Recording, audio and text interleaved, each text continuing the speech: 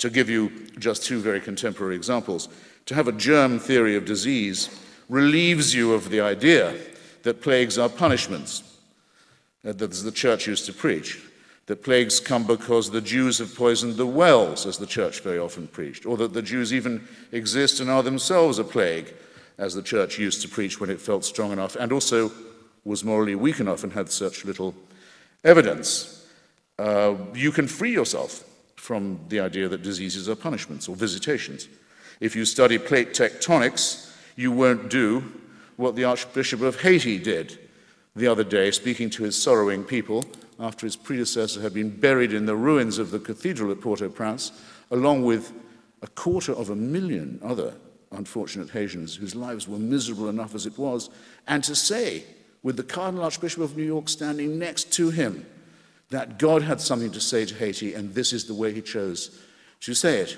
If you study plate tectonics and a few other things, you will free yourself of this appalling burden from our superstitious, fearful primate past. And I suggest, again, to an institution of higher learning, that's a responsibility we all have to take on. If we reflect, some people say the great Stephen Jay Gould, who I admired very much, from whom we all learned a great deal about evolutionary biology, used to say, rather leniently, I think, that, well, these are non-overlapping magisteria, the material world, the scientific world, and the faith world. I think non-overlapping is too soft. I think it's more a question, really, increasingly, of it being a matter of incompatibility, or perhaps better to say, irreconcilability. Just if you reflect on a few things I'll have time, I hope, to mention. My timer, by the way, isn't running, so I'm under your discipline, Professor. You'll give me... 4.5 minutes. Very good.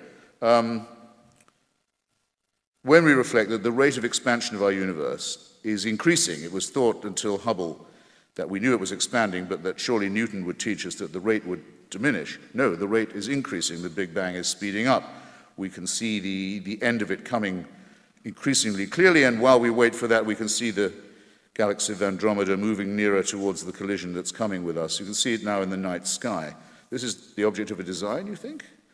What kind of designer in that case? To say that this must have an origin, and now we know how it's going to end, why ask why there's something rather than nothing when you can see the nothingness coming? Only replaces the question. Faith is of no use in deciding it. And that's on the macro level. From the macro to the micro, 99.8% of all species ever created, if you insist, on the face of this planet have already become extinct, leaving no descendants.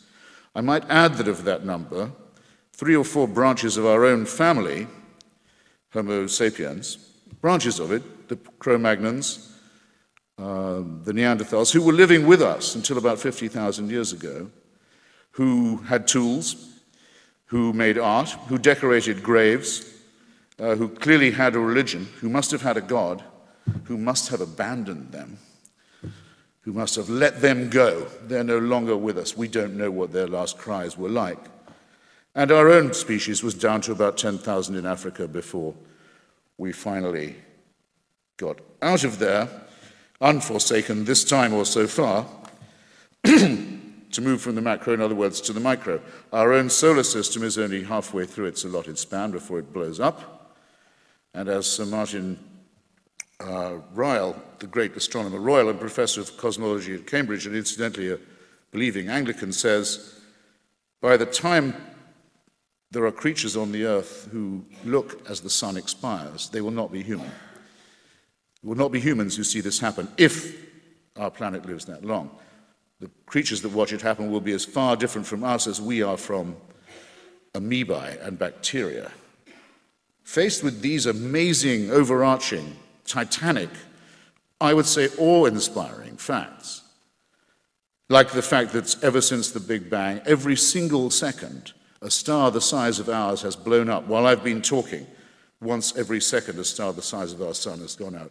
Faced with these amazing, indisputable facts, can you be brought to believe that the main events in human history, the crucial ones, happened 3,000 to 2,000 years ago in illiterate desert Arabia and Palestine, and that it was at that moment only that the heavens decided it was time to intervene? and that by those interventions we can ask for salvation. Can you be brought to believe this? I stand before you as someone who quite simply cannot, and who refuses furthermore to be told that if I don't believe it, I wouldn't have any source for ethics or morality. Please don't pile the insulting onto the irrational and tell me that if I don't accept these sacrifices in the desert, I have no reason to tell right from wrong. 1 minute. 1 minute. Good.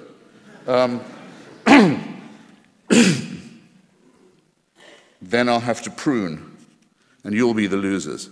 But there's a rebuttal coming. All right. Look at the contemporary religious scene. I return to religion as well as faith and belief. Israeli settlers are stealing other people's land in the hope of bringing on the Messiah and a terrible war. On the alternative side, as it thinks of itself, the Islamic jihadists are preparing a war without end, a faith-based war based on the repulsive tactic of suicide murder. And all of these people believe that they have a divine warrant, a holy book, and the direct word of God on their side. We used to worry when I was young, what will happen when a maniac gets hold of a nuclear weapon? We're about to discover what happens when that happens. The Islamic Republic of Iran is about to get a nuclear weapon, and by illegal means that flout every possible international law and treaty. Meanwhile, in Russia, the authoritarian, chauvinistic, expansionist regime of Vladimir Putin is increasingly decked in clerical garb by the Russian Orthodox Church with its traditional allegiance to Tsarism, serfdom, and the rest of it. And Dinesh would have to argue, and I'll close on this, Dinesh would have to argue that surely that's better than that there be a mass outbreak of secularism in Russia and Iran and Israel and Saudi Arabia. And I would call that a reductio ad absurdum. And I'll leave you with it, and I'll be back. Thanks.